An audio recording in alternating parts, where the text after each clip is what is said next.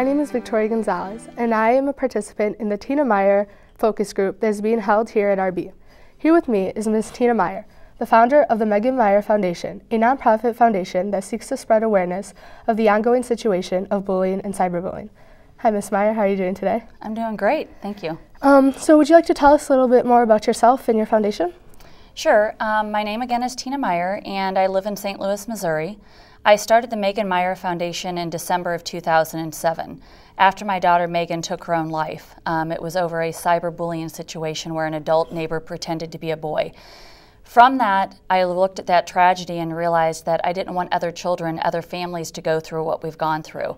And our foundation is to go out and travel across the country and speak to students, educators, and parents about these issues that kids are going through on bullying and cyberbullying, so that we can hopefully get through and get them to reach out for help one another, and so that we can ultimately save children's lives is my hope.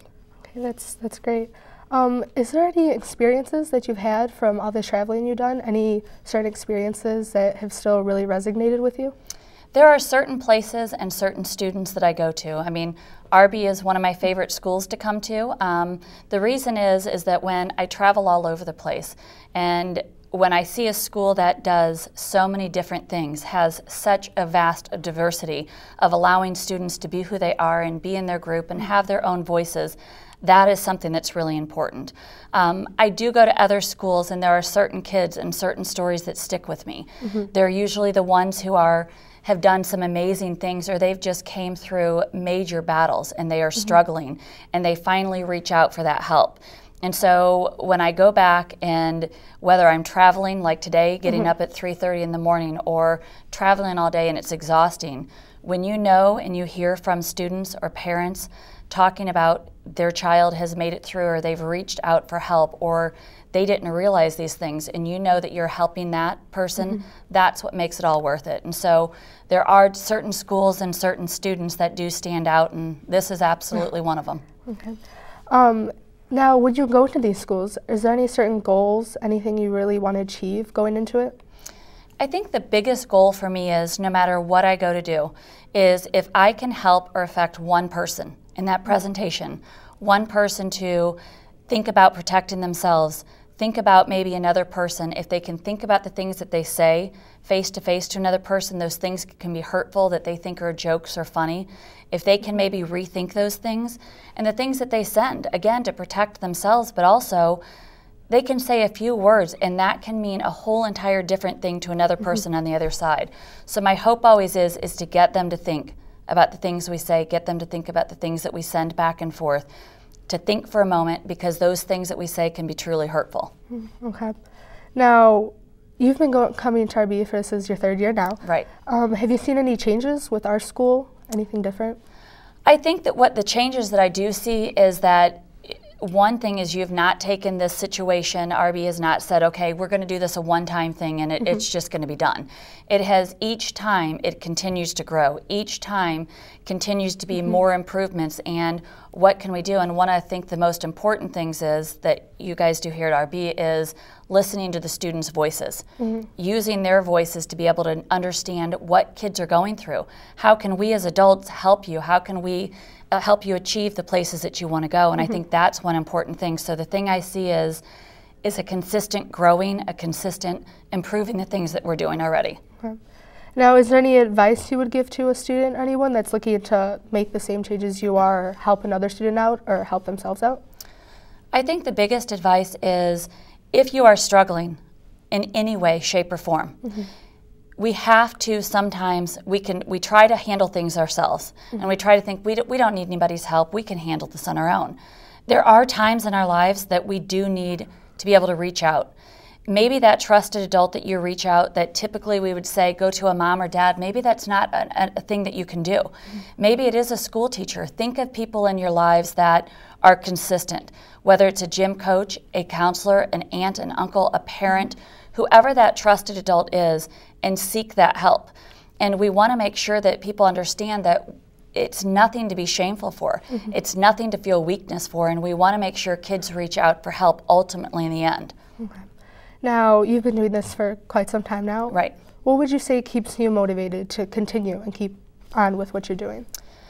One thing is absolutely the students that I encounter. The students that when they come up to me after a presentation and say, I want you to know that 3 years ago I was cutting. I was in a really bad place and I was struggling quite a bit and I was contemplating suicide. But I found your site. I watched the YouTube videos. I seen the pain in your eyes. I'd seen all of the things you were doing, and I need you to know that from that, I couldn't do that to my family. Megan saved my life. And to have that said to me one time is what continues to make me know that there are more children out there struggling. If we can go and help one child. If I come into this school today and 99% of the kids think this is a joke, but 1% listens, 1% reaches out for help, 1% helps another person, 1% carries this through for them. If they're ever struggling, then I've succeeded. And that's what keeps us continuing to go. Okay.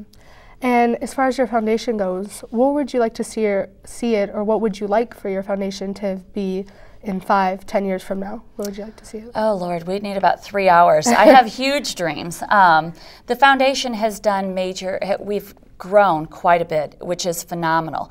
But there's so much more and things that I want to do. We're working on many different pilot programs to go out into the schools.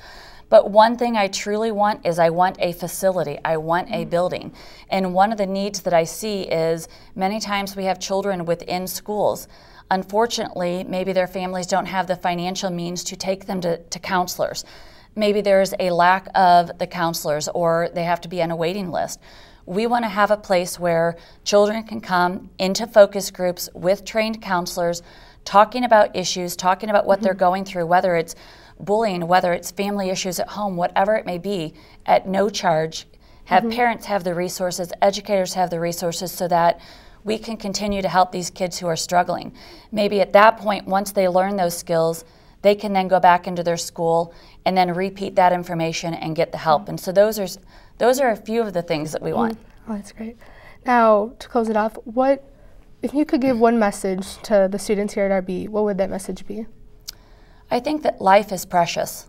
And when you're a teen, I remember this, even though I'm older, I remember that we think of right now, today, and that's it. And what we're getting and what we're not, and the things that are happening, and everything seems like it's right now.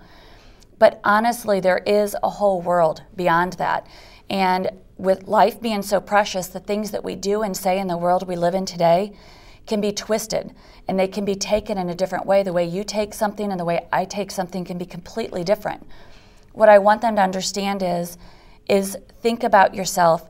Think about the things that would be hurtful to you, and if they would be hurtful to another person or could be construed that way, think about it, because again, our words can be used as a positive or they can be used as a negative to tear somebody down.